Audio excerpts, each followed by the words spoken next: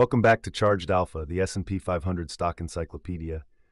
I'm Hudson Thomas, and today we are diving into one of the most dominant forces in medical technology. Episode 126, Stryker Corporation, ticker SYK. Stryker is a company that has quietly become the gold standard in surgical robotics, orthopedic implants, and neurovascular devices. If you have had a hip or knee replaced in the last 5 years, there is a very good chance a Mako robot was involved. That is exactly right. So let's set the stage. Stryker was founded in 1941 by Dr. Homer Stryker, an orthopedic surgeon in Kalamazoo, Michigan, who started inventing medical devices because he thought the existing tools were not good enough. The company is now headquartered in Portage, Michigan, employs over 52,000 people, and trades on the NYSE under ticker SYK. Stryker operates through two main segments. The first is Med-Surg and Neurotechnology, which covers surgical equipment, endoscopy, neurovascular devices, and emergency medical equipment. The second is Orthopedics and Spine, which includes joint replacement implants, trauma systems, spine products, and the crown jewel, the Mako robotic surgical platform. And at the helm is Kevin Lobo, who became CEO in October 2012 and chairman in 2014. He holds an MBA from the University of Toronto and an undergraduate degree from McGill. Before Stryker, he spent years at Johnson & Johnson, including serving as president of Ethicon Endosurgery. Under his leadership, Stryker has completed more than 60 acquisitions. Lobo brought an operator's mindset to what was already an innovative company. He has systematically expanded Stryker from an orthopedic implant maker into a full-spectrum medtech platform spanning robotics, neurovascular, peripheral vascular, and now AI-enabled digital surgery. His M&A discipline is exceptional. He buys leaders in adjacent categories and integrates them into the Stryker sales engine. So why Stryker right now? What makes this the moment to pay attention? 3 catalysts are converging. First, Stryker just introduced Mako RPS, a handheld robotic power system that extends robotic surgery beyond large capital equipment suites into a portable format. This is a paradigm shift. It brings robotic precision to ambulatory surgery centers and smaller hospitals that could never afford a full Mako system. Second, Mako Shoulder is fully commercialized and launching on the Mako 4 platform mid-year. And third, full-year 2025 revenue surpassed $25 billion for the first time with 11% organic growth. That Mako RPS launch is fascinating. You are essentially taking the precision of $1 million robotic system and putting it in a surgeon's hand. That could dramatically expand the addressable market. Exactly. And the stock has pulled back 16% from its 52-week high of $404.80, trading at $341.60 today. So the question becomes, is this pullback an opportunity or a warning sign? Let's dig into the numbers and find out. Take it away, Lana.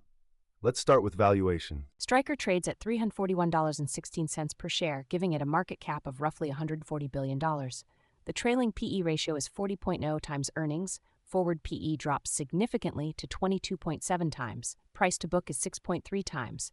EV to EBITDA sits at 26.0 times, and the PEG ratio is 1.9 times. 40 times trailing earnings is a premium valuation, but that forward PE of 22.7 tells me the market expects significant earnings growth ahead. That gap between trailing and forward is one of the widest I have seen in medtech. It reflects the earnings ramp baked into the guidance. Management is guiding to $14.90 to $15.10 in adjusted EPS for 2026, which represents roughly 10% growth from the $13.63 they delivered in 2025. Now, income and growth. Full year 2025 revenue came in at $25.1 billion, up 11.2% year over year. That is an exceptional growth rate for a company of this size in medical devices. How does the quarterly trend look? Strong and accelerating. Q1 2025 was $5.87 billion, Q2 was $6.2 billion, Q3 was $6 billion, and Q4 was the standout at $7.17 billion. That Q4 number represents 11% organic growth against a tough comparable from Q4 2024, which itself grew nearly 11%. Double-digit growth on top of double-digit growth. That is compounding at scale.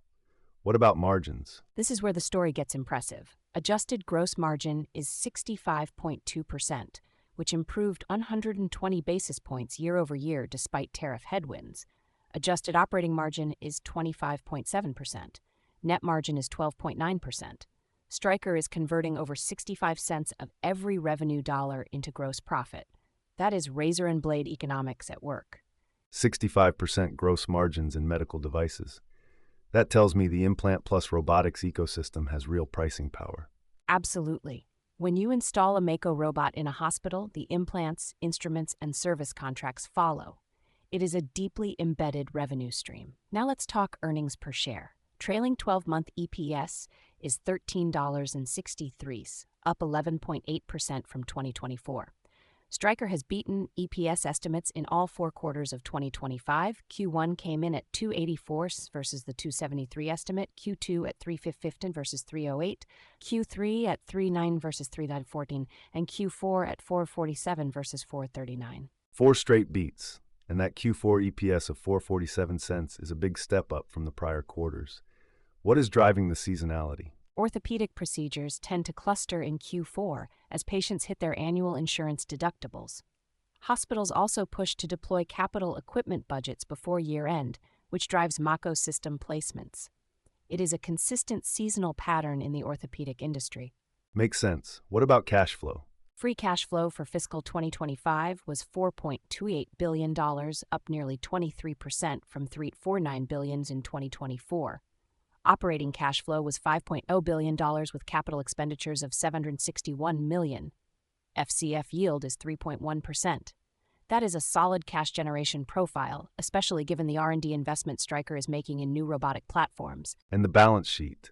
Are they funding all this growth responsibly? The balance sheet is in good shape. Total debt is $15.9 billion. Net debt is $11.8 billion. Debt to equity is 0.71 times, which is well below the medical device industry average. Debt to EBITDA is 2.5 times. Total assets are $47.8 billion, and critically, the current ratio is 1.35, meaning Stryker has ample short-term liquidity. This is a company that can fund acquisitions and R&D without stretching its balance sheet. That is reassuring, especially with the acquisition pace they have been running. Let's talk about the dividend. Stryker pays an annual dividend of $3.52 per share, yielding about 1.0% at current prices. The dividend streak is 31 consecutive years of increases. The payout ratio is a comfortable 25.8% of earnings, and the 5-year dividend growth rate is 9.5%. This is not a high-yield stock, but it is a reliable compounder with plenty of room to keep growing the dividend. 31 years of consecutive increases. That puts Stryker in dividend aristocrat territory. All right, let's get into the competitive landscape. Who are the main rivals? The peer group includes Medtronic, Zimmer Biomet, Intuitive Surgical, and Abbott Laboratories. Let me run the comparison. Medtronic trades at 28 times earnings with 5.3% revenue growth and a 24.1% operating margin. Zimmer Biomet is at 22.2 times earnings with only 3.5% growth and an 18.7% margin. Intuitive Surgical commands a premium at 62.4 times earnings with 21% growth and 30% margins. And Abbott is at 24 times with 5.7% growth and 25.8% margins. So Stryker sits between the slower growth medtech names and the premium-priced Intuitive Surgical. It has stronger growth than Medtronic and Abbott, but trades at a higher multiple. Correct. The key question is whether Stryker's 11% growth rate justifies a 40 times trailing multiple when Medtronic grows at 5% on a 28 times multiple. The answer depends on how sustainable you believe the Mako-driven growth flywheel is. If Mako RPS and Mako Shoulder unlock new procedure categories, the growth runway extends well beyond what the current multiple implies. Let's talk about that moat in more depth. What makes Stryker so hard to compete against? 4 pillars. First, the installed Mako base, over 1,200 systems in the U.S. alone. Each system locks in proprietary Stryker implants, instruments, and service contracts. Second, surgeon training. Once an orthopedic surgeon invests hundreds of hours mastering the Mako workflow, switching to a competitor platform has real productivity costs. Third, Stryker leads in 3 critical surgical specialties simultaneously: orthopedics, neurovascular, and trauma. making it a one-stop partner for hospital systems negotiating group purchasing agreements. And fourth, decades of clinical data and regulatory approvals create barriers that take years and billions to replicate. That surgeon training loyalty is interesting. It is almost like a professional switching cost, similar to how enterprise software embeds itself in workflows. That is an excellent analogy, and the razor and blade economics amplify it. Mako systems are placed at hospitals, sometimes through lease arrangements, but the high-margin recurring revenue comes from the implants and disposables used in every single procedure. The more procedures a surgeon does on Mako, the deeper the relationship becomes. Now, what about the analysts? What is Wall Street saying? The consensus among 23 analysts is buy. The average price target is $429, implying roughly 26% upside from the current price. On the bullish end, Wells Fargo has a $465 target, Morgan Stanley is at $445, and Truist is at $440.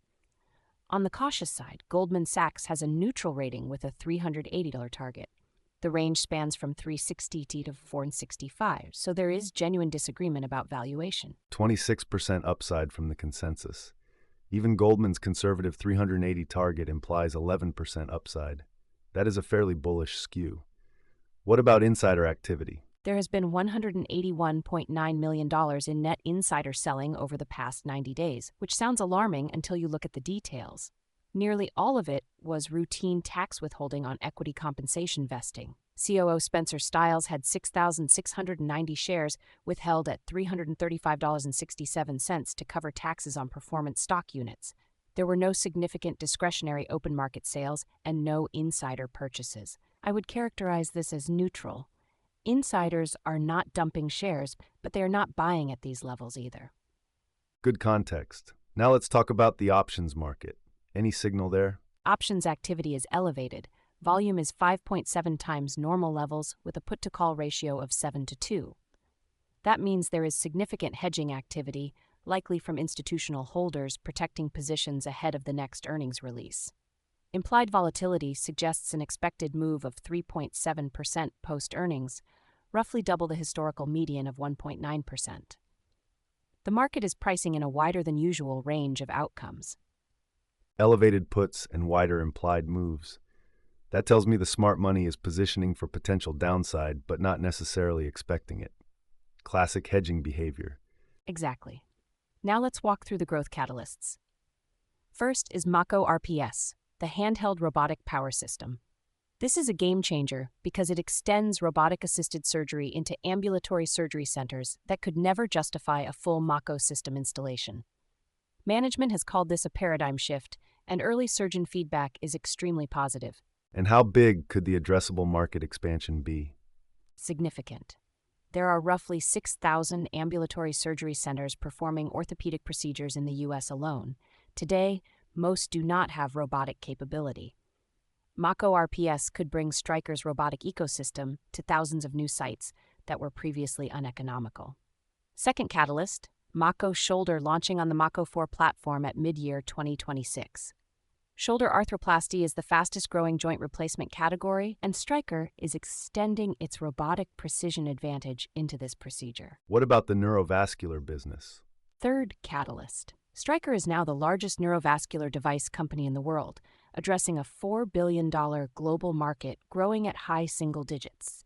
This business benefits from aging demographics and expanding stroke intervention capabilities in emerging markets. Fourth, the peripheral vascular division, formerly Inari Medical, delivered high teens procedural growth and just announced the acquisition of Amplitude Vascular Systems to add intravascular lithotripsy for calcified peripheral arterial disease. And I saw something about an AI platform in the pipeline. Fifth catalyst. Stryker is developing an AI-driven predictive clinical platform scheduled for mid-2026 rollout. This would position the company as a software-enabled surgical partner rather than just a hardware manufacturer. If they execute, it adds a recurring software revenue layer on top of the existing device ecosystem. 5 catalysts all firing in 2026. That is a lot of runway, but nothing is without risk. What keeps you up at night on this one, Lana? 5 risks to watch. First, the premium valuation. At 40 times trailing earnings, Stryker is the most expensive name in the medtech peer group. If growth decelerates even slightly, say from 11% to 7%, the multiple could compress sharply. A stock that trades on growth momentum gets punished hard when that momentum fades. What about the tariff situation? Second risk.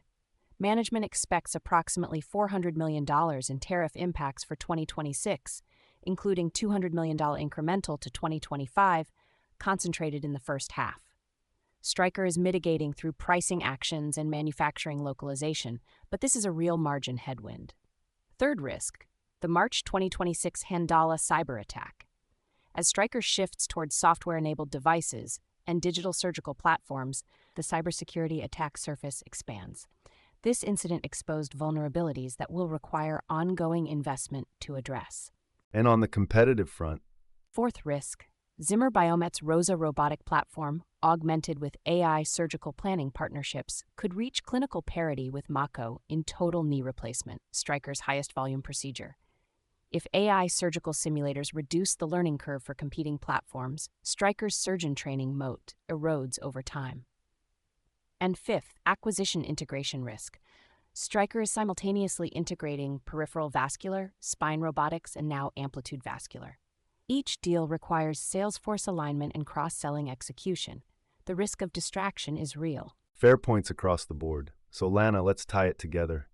What is the verdict on Stryker? The verdict is solid. Stryker is a best-in-class medtech compounder with 11% revenue growth, expanding margins, a 31-year dividend streak, and a competitive moat built on the Mako robotic ecosystem. The Mako RPS launch and shoulder expansion could extend the growth runway for years, but the 40 times trailing multiple demands, near perfect execution, and tariff headwinds plus cybersecurity risks add uncertainty. At $341 with a $429 consensus target, the risk-reward tilts positive, but this is a stock you want to accumulate on pullbacks rather than chase at 52-week highs. Solid verdict, a compounder with a growing moat, priced for growth, and with multiple catalysts lined up for 2026. I like that framing. One more thing before we close. The forward estimates tell an interesting story. Analysts project revenue growing from $27.3 billion in 2026 to $37.7 billion by 2030, with EPS expanding from $15 to $23 over the same period. If those estimates hold, the current price looks much more reasonable on a forward basis. And a closing thought to leave our listeners with. Kevin Lobo put it perfectly at the AAOS 2026 meeting when he said, and I am paraphrasing here, "We are not in the business of making robots. We are in the business of making surgery better." That philosophy is what separates Stryker from the competition. It encapsulates the company's approach perfectly.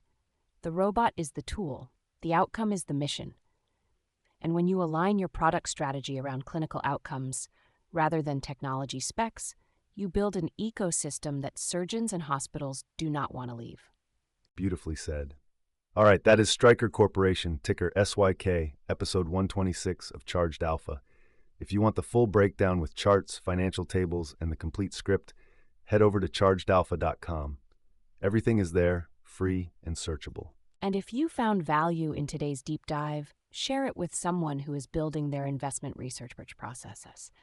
We are building the encyclopedia of S&P 500 stocks, one company at a time. That is a wrap. Thank you for listening to Charged Alpha. We will see you on the next one. Legal disclosure. This podcast is for informational and educational purposes only and does not constitute investment advice, a recommendation, or a solicitation to buy or sell any securities. All opinions expressed are those of the hosts and do not reflect the views of any affiliated organization. Past performance is not indicative of future results. Always do your own research and consult a licensed financial advisor before making any investment decisions. Stryker Corporation and its ticker symbol SYK are mentioned solely for educational discussion. The hosts and producers of Charged Alpha may or may not hold positions in the securities discussed. This episode was produced with the assistance of artificial intelligence tools for research, scripting, and audio generation. Ooh-wee do. That ticker tape starts dancing fast, a bull market thrill that's built to last. Dividends are ringing up the swing. Listen to that sweet ka-ching. It's a Wall Street swing. That fast-paced rhythm makes you sing. Yeah, the Wall Street